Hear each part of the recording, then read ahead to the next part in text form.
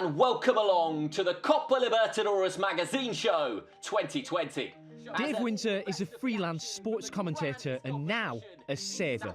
Like many, Dave's world was turned upside down when COVID hit. With no work available, he got through the difficult months by tightening his belt and leaning on the UK government's financial support scheme.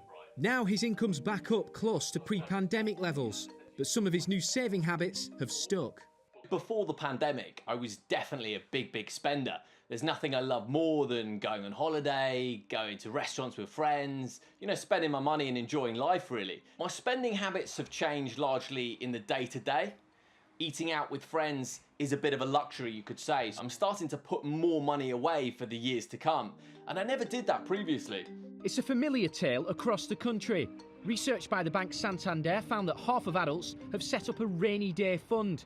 And according to a survey by investment service Hargreaves Lansdown, 32% of Brits plan to go out less in the future. And 31% will cut back on impulse spending. Our research showed that people are worried about what's going to happen.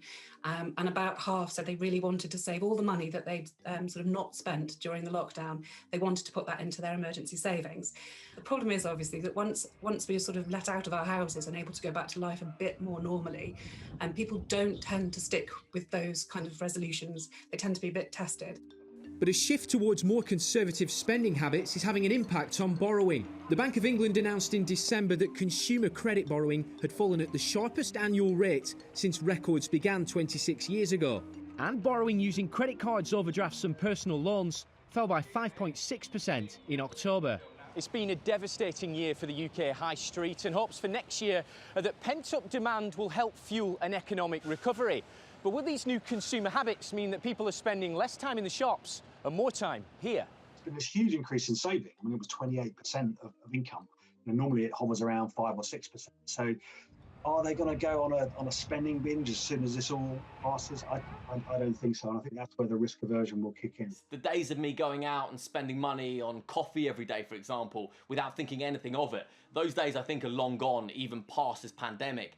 Life in the future might be quite uncertain. The possibility potentially of pandemics or situations in the future. So the world feels like less of a stable place. Spending habits and personal finances in the UK continue to be affected by the virus and the restrictions that come with it. The extent of any economic recovery next year will depend on whether people stick to their new habits or whether it's all talk. This semi-final is not done just yet. Oliver Regan, TRT World, London.